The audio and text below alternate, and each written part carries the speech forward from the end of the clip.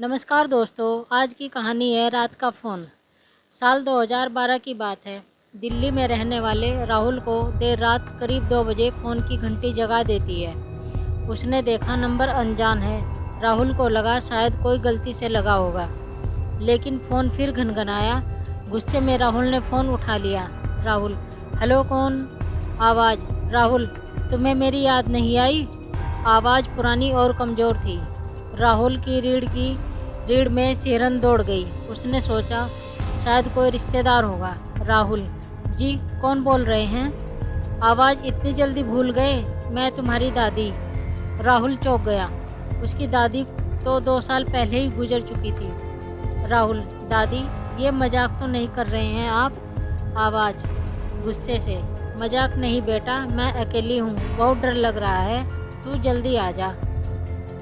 Phone की दूसरी तरफ से कमज़ोर हिचकियाँ सुनाई दी। राहुल घबरा गया। उसकी दादी का गांव शहर से काफ़ी दूर था।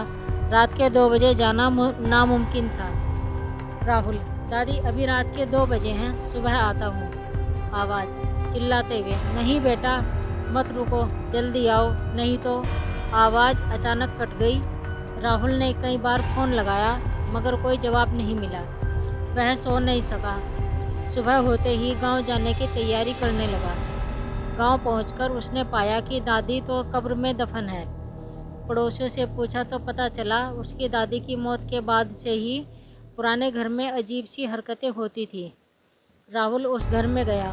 घर में अजीब सी गंध थी और हर तरफ अंधेरा छाया हुआ था। अचानक उसे दीवार पर एक कैलेंडर नजर आया। उस पर तारीख लिखी थी 22 मई 2012, यानी जिस रात उसे फ़ोन आया था उसी दिन की। राहुल का दिल दहल गया। उसे समझ आ गया कि फ़ोन करने वाली दादी नहीं थी, बल्कि घबराहट के मारे राहुल ने कैलेंडर को गिरा दिया। उसकी सांसें तेज हो रही थी।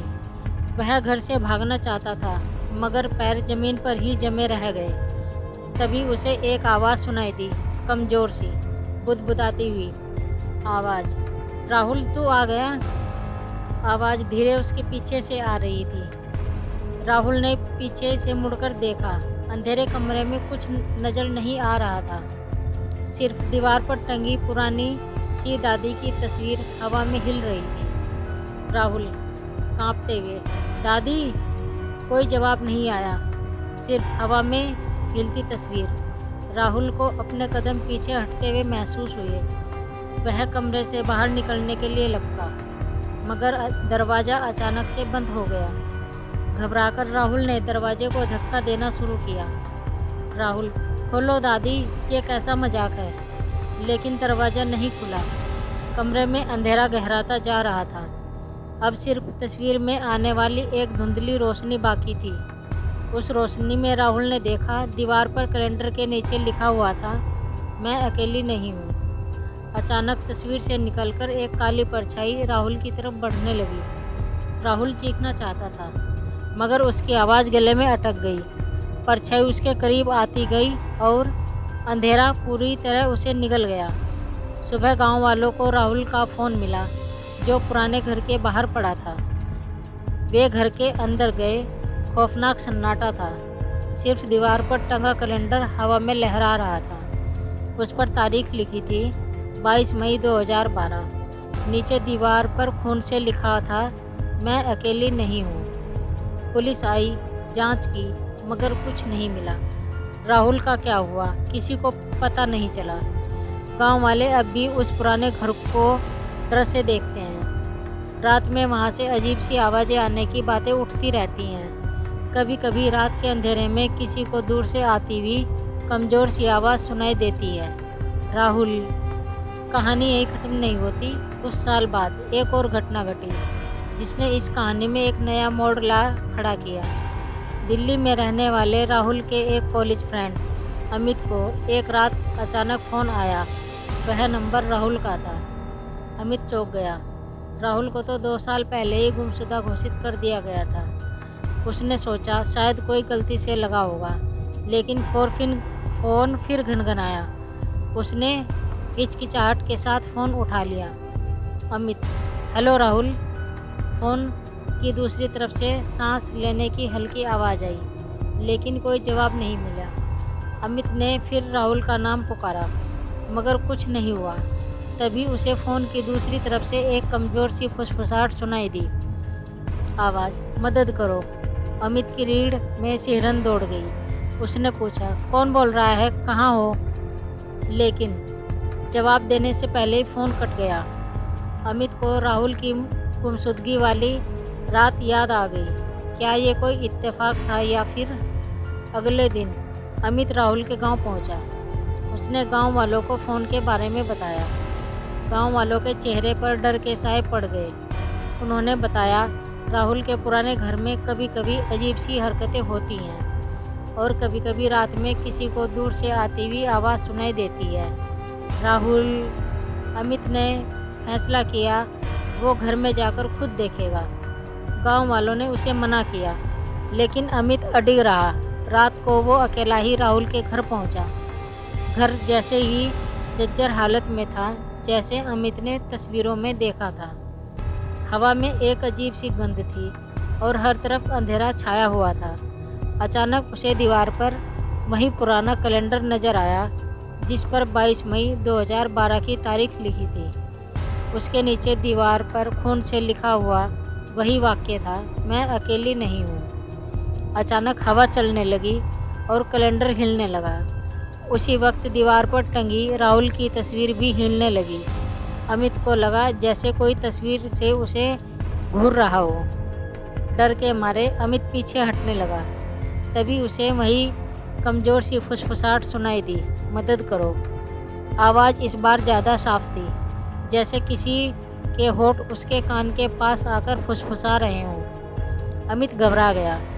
उसने भागने की कोशिश की, मगर उसके पैर जमीन पर जमे ही रह गए। तभी एक ठंडी हवा का झोंका आया और अचानक कमरे में रोशनी फैल गई।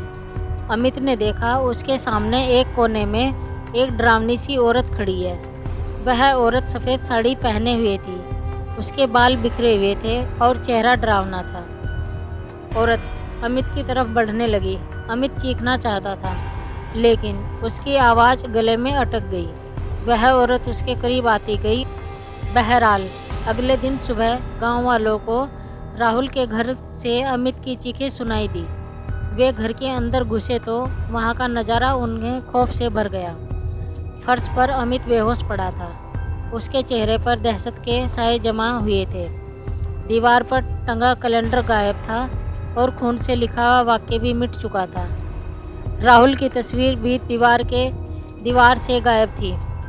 गांव वाले अमित को गांव के बुजुर्ग तांत्रिक के पास ले गए। तांत्रिक ने अमित को घंटों तक मंत्र जपते हुए जगाया।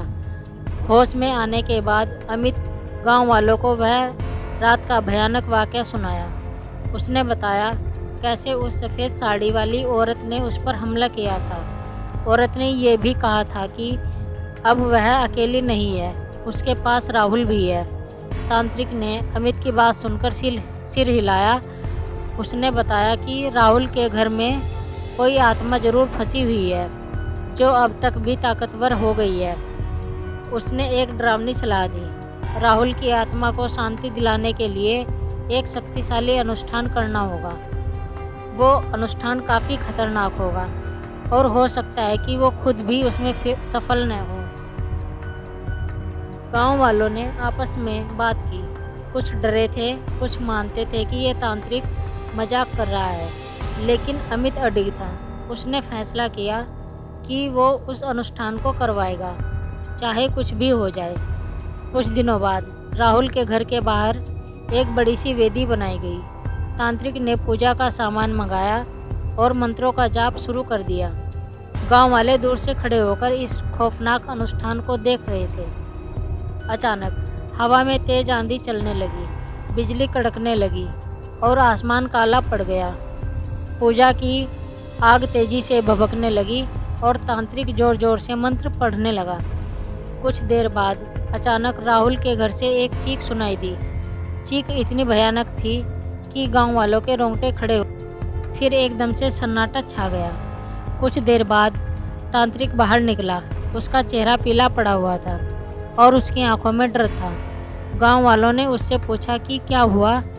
तांत्रिक ने कांपती आवाज़ में कहा, मैं सफल नहीं हो पाया। वो आत्मा बहुत ताकतवर है। उसने ये भी बताया कि राहुल की आत्मा को शांति तो नहीं मिली, लेकिन कम से कम अब वो अकेली नहीं है।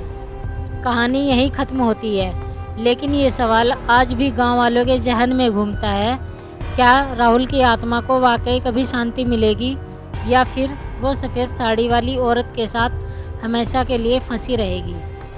धन्यवाद। आपको कहानी अच्छी लगे तो चैनल को सब्सक्राइब करें।